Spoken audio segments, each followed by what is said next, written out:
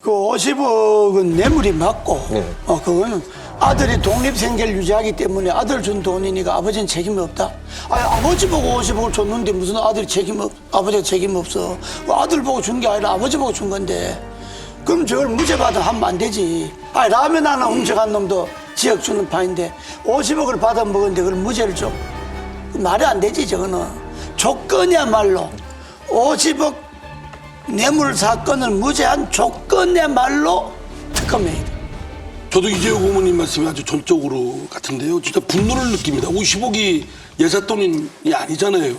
그 돈이 주고받고 했는데 그게 그 판결문에는 그 판사가 매우 이례적이고 또 의심스럽다.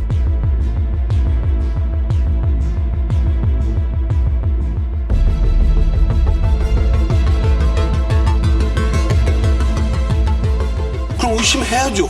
그리고 직권으로 조사를 해서 어떤 실질적 진실을 발견하고 그에 합당한 형벌을 과해야 되는데 안 했습니다. 능히 짐작되지만 감춰져 있는 건 뭐냐면 검찰이 이 50억 클럽에 대해 수사를 제대로 한 게 없는 겁니다. 곽상도 전 의원에 대해서만 했을 뿐 나머지는 손 하나도 안 댔어요. 그거 보면 제 식구 간상입니다. 법조인들의 이 대장동 건은 대장동과 관련된 성남시의 그 편익을 부당하게 제공해준 어떤 그 카르텔, 그리고 또 하나는 법조인들이 중심으로 된 정관계 로비 50억 클럽, 이게 두 개가 축인데 50억 클럽은 전혀 안 왔거든요. 근데 그 50억 클럽이 이번에 이 판결에 따르면은 실체성이 없는 게 돼버려요.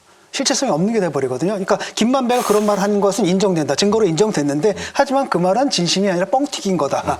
쉽게 말하면 자기 몫을 더 많이 차지하기 위해서 비용 처리하는 부분으로서 뻥을 친 거다. 이렇게 했기 때문에 사실상 법률적으로 이게 실체가 없어진 사건이 돼버린 거고요. 보면은 뇌물죄로 걸었단 말이죠. 근데 뇌물죄 같은 경우에 약간의 그 대가성 증명을 할 때 약간 널널한가 봐요, 기준이. 그러니까 검찰에서는 이렇게 걸어버렸는데 그걸 갖다가 문제는 뭐냐면 아들 독립생계 이렇게 해버리니까 그러니까 박근혜 대통령 같은 경우에 그때 굉장히 널널했거든요. 판례가 바로 뭐였냐면 뭐 명시적 청탁이 없어도 묵시적 청탁만 갖고 된다.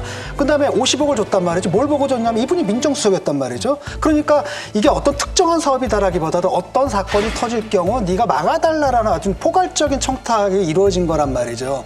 그래서 이제 뇌물죄로 걸었는데 이렇게 판단을 해버리면은 제3자 뇌물죄로 가게 되면은 또 어떤 문제가 생기게 되면 이게 이제 증명 조건이 까다로워지거든요. 그래서 사실 검찰에서 두 개 판 거 아닙니까? 하나가 뭐냐면 그 문화재. 근데 그거 잘 안 된 거고 그다음에 하나인가 무슨 컨소시엄 한가 있잖아요. 그것도 했는데 그것도 잘 증명이 안 됐단 말이에요. 그러니까 제3자 뇌물죄로 걸려면 또 이게 문제가 되기 때문에 남은 가능성은 뭐냐면 아들을 공동정범으로 기소하는 아마도 이제 그런 쪽으로 가지 않을까 싶어요. 아니 근데 그 판결문을 보면 판사가 책임을 잘 밀어놨어요. 수사를 이따오로 해놓고 그쵸. 가져왔냐 이런 말들이 많이 나옵니다. 그래요. 그런데 근데 그래도 본인이 책임을 밀 수 없는 부분이 바로 그 뇌물 예. 그 아버지하고 아들하고 따로 살기 때문에 국민들 입장에서 그러면 아들 딸 따로 살면 그 통로를 통해서 뇌물을 얼마든지 줄 수 있네라는 굉장히 상식적인 의문이 생기는 거잖아요. 근데 그러면 이게 아까 말씀하신 것처럼 뭐 제 식구 감싸기인지 아니면 박범계 장관이 정말 검찰 내에서 정말 모질하는 분들만 모아서 팀을 짠 건지 좀 국민들로서는 알 수가 없어요. 근데 지금 이 판결문을 보면 판사, 검사가 아주 교묘하게 이거를 느슨하게 지금 결론으로 가고 있거든요.